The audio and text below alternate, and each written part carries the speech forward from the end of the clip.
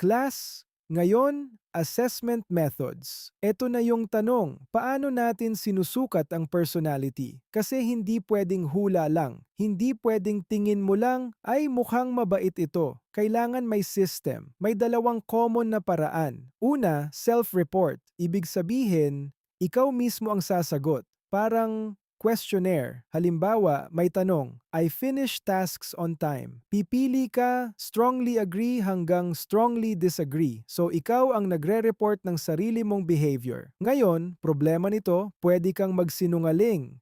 Pwede mong pagandahin ang sagot mo, parang job interview. Siyempre, hindi mo sasabihin na lagi kang late. Pangalawa, observer rating. Dito naman, ibang tao ang nag-a-assess sa'yo. Boss mo, ka-team mo, or kahit kaibigan mo, mas objective pero may bias din. Baka gusto ka nila, mataas ang rating. Ayaw ka nila, mababa ang rating. Kaya sa totoong buhay, pinagsasama ang dalawa, self-report plus observer, para mas balanced. So tandaan ninyo, personality is measured not guessed. So tanong ko sa inyo, kung kayo ang ia-assess, mas pipiliin nyo ba na kayo ang magsagot or ibang tao ang mag-rate sa inyo? Class, ngayon, NEO Inventory. Ito na iyong tool na ginagamit para sukatin ang Big Five. Isipin mo ito parang medical checkup, pero hindi katawan ang chine-check personality. Imbes na blood pressure at heart rate ang tinitingnan, openness, conscientiousness, extraversion, agreeableness, at neuroticism. Paano ito ginagawa? May questionnaire, maraming statements. Halimbawa, I enjoy trying new things or I get stressed easily. Sasagot ka kung gaano ka ka-agree. Hindi ito pass or fail. Walang tama o mali.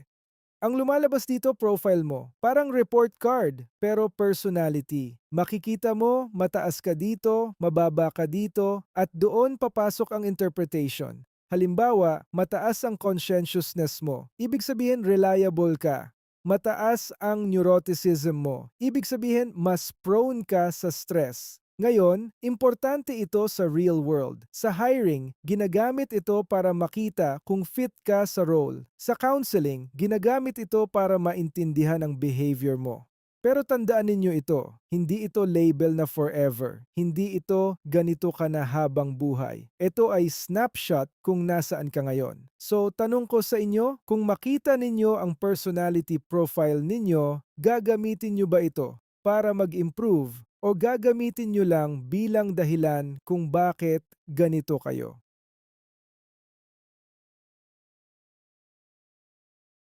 Class, MCQ tayo ulit. NEO measures ano? IQ, skills, traits, o memory. Ngayon, isipin natin, kung IQ ang sinusukat, dapat puro math, logic, problem solving. Hindi iyon ang laman ng NEO. Kung skills naman, parang training. Kaya mo bang mag-present? Kaya mo bang mag-computer? Hindi rin iyon. Kung memory, dapat recall, memorization. Hindi rin iyon. Ano ang tinatanong sa NEO? Mga statements tungkol sa behavior. Gaano ka ka-organized, gaano ka ka-social, gaano ka ka-prone sa stress. Ibig sabihin, traits ang sinusukat. Kaya ang sagot, traits. Pero gusto kong linawin ito.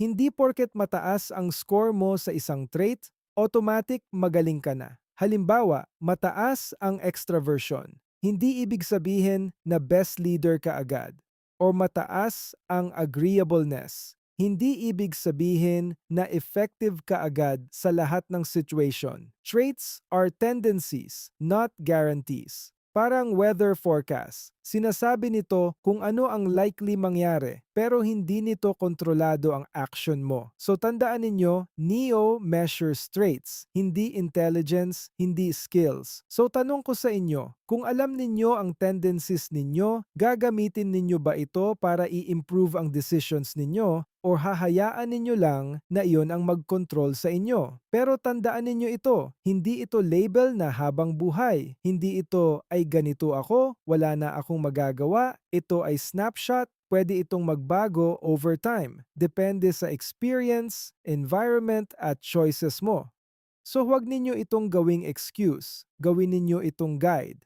So tanong ko sa inyo, kung makita ninyo ang sarili ninyong profile, magiging honest ba kayo sa sarili ninyo o ide-deny ninyo ang resulta? Class, ngayon, strengths ng Big Five. Bakit ba ito ginagamit everywhere? Simple lang. Una, simple. 5 traits lang. Hindi mo kailangan ng 100 terms para maintindihan ang personality. Parang instead of 100 labels, 5 lang. Mas madaling tandaan, mas madaling gamitin. Pangalawa, research-based. Hindi ito gawa-gawa lang. Tested ito sa maraming tao, sa iba-ibang bansa, sa iba-ibang kultura. Kaya kahit nasa Pilipinas ka o nasa ibang bansa, lumalabas pa rin ang ocean. Pangatlo, practical. Hindi lang ito pang libro. Ginagamit ito sa hiring, sa leadership, sa counseling. So hindi lang ito theory, ginagamit talaga. Pero gawin nating funny. Isipin mo, may 2 boss. Yung isa, feeling lang. Sabi niya, mukhang mabait ito, mukhang masipag ito. Yung isa naman, gumagamit ng Big Five. May data, may structure, may basis. Sino ang mas less ang sablay? Siyempre, iyong may system. Kaya ang Big Five, parang GPS. Hindi kanya pinipilit kung saan pupunta, pero tinutulungan kanyang hindi maligaw. So tandaan ninyo, strength nito ay simplicity, validity, at usability. So tanong ko sa inyo, sa decisions ninyo, gumagamit ba kayo ng system or puro pakiramdam lang?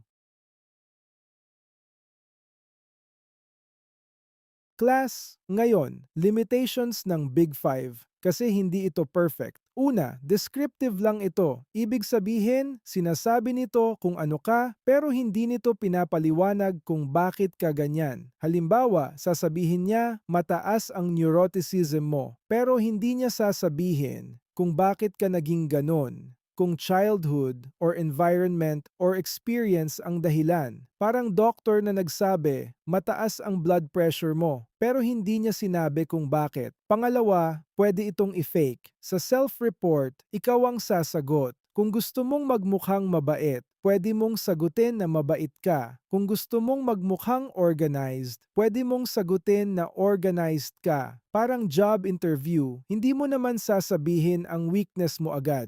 Pangatlo, hindi nito nakukuha ang buong personality. Hindi kasama dito ang values, beliefs, trauma, at life experiences.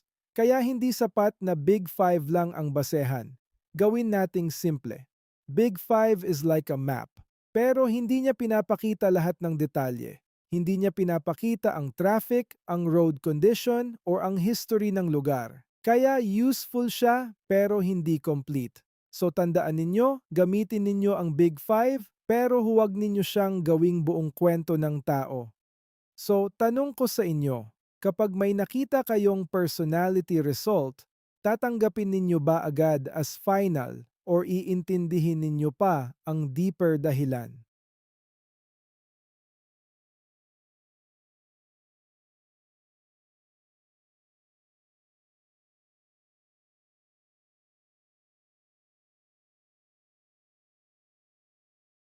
Class, ngayon, personality across lifespan. Tanong, nagbabago ba ang personality? Sagutin natin ng simple, yes, pero hindi dramatic. Hindi ito parang movie na biglang ibang tao ka na bukas. Slow change ito. Isipin mo sarili mo. Nung bata ka, impulsive, minsan pasaway, minsan walang plano. Ngayon, habang tumatanda, mas nagiging organized ka, mas nagiging responsible. Hindi biglaan, paunti-unti, parang gym. Hindi ka magwo-workout today, tapos bukas may abs ka na. Consistency over time. Ganon din ang personality, nagbabago siya dahil sa experience, environment, at responsibilities. Halimbawa, nagtrabaho ka, kailangan mong mag-adjust, kailangan mong maging disciplined. Unti-unting tumataas ang conscientiousness mo. Pero tandaan ninyo ito, stable pa rin siya. Ibig sabihin, hindi ka completely ibang tao. May core ka pa rin na dala mo. So ang tamang understanding, personality is stable but not fixed. So hindi mo pwedeng sabihin, ganito na ako habang buhay. At hindi mo rin pwedeng sabihin, kaya kong magbago overnight. Balance ulit. So, tanong ko sa inyo, ano ang trait sa tingin ninyo ang nagbago na sa inyo from before hanggang ngayon?